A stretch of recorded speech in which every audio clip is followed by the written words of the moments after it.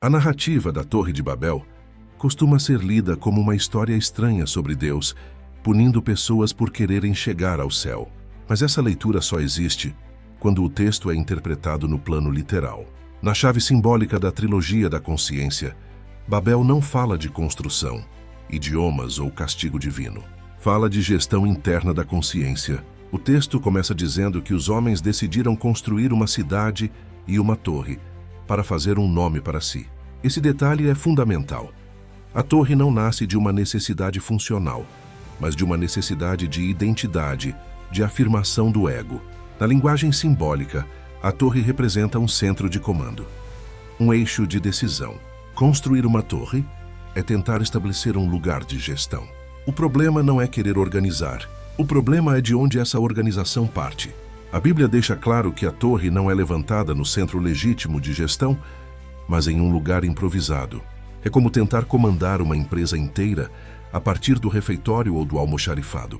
Esses setores são essenciais, mas não foram feitos para governar. Na chave neurofuncional, isso é o sistema límbico, o ego, tentando assumir o papel do córtex pré-frontal, tentando gerir aquilo que exige planejamento de longo prazo, análise crítica, integração de múltiplas funções e tolerância à complexidade. O ego não foi feito para isso.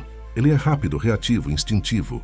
Serve para alertar, proteger, reagir, não para comandar. Quando o ego tenta governar, o sistema entra em colapso. E é exatamente isso que o texto descreve como confusão de línguas. A confusão não é linguística, é funcional. Cada impulso começa a falar sua própria língua. Cada desejo aponta para um lado. Cada emoção exige prioridade absoluta. Não existe protocolo comum.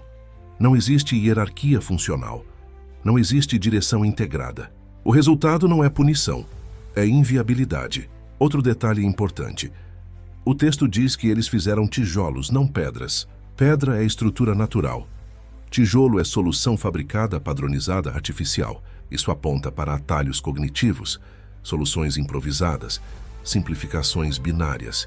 Quando a consciência abandona estruturas naturais e tenta se sustentar em soluções rápidas e artificiais, a base não aguenta. Por isso a torre não cai com violência. Ela simplesmente para. O projeto se torna impossível de continuar. A Bíblia não descreve uma destruição externa. Descreve uma falha de sistema. A dispersão que vem depois também não é castigo. É solução funcional. Quando um centro ilegítimo colapsa, o sistema precisa se descentralizar para sobreviver. Babel, portanto, não denuncia a ambição humana. Denuncia a tentativa do ego de ocupar um lugar que não é o seu. E isso não demoniza o ego. O ego continua sendo essencial. Mas cada função fora do seu lugar gera caos. Não por maldade, mas por inadequação funcional. Babel é o retrato de uma consciência fragmentada, tentando se unificar pela força. E toda unificação forçada termina em ruído.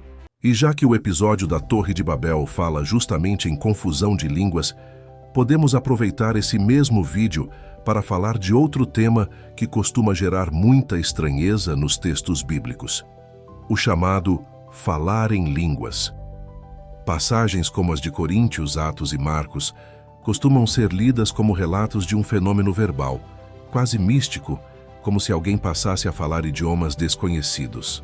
Mas essa leitura só existe quando se ignora a chave simbólica que o próprio texto já apresentou em Babel.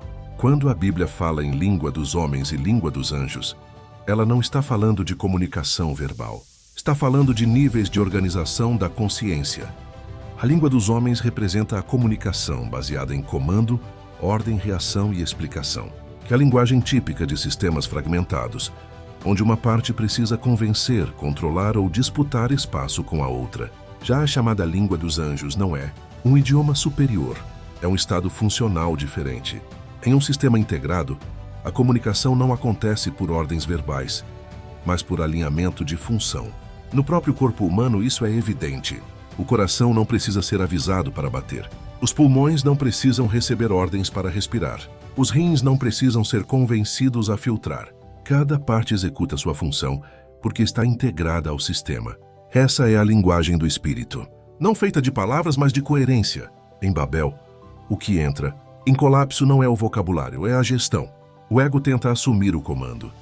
tentando unificar o sistema pela força, pela identidade, pela imposição de uma única linguagem.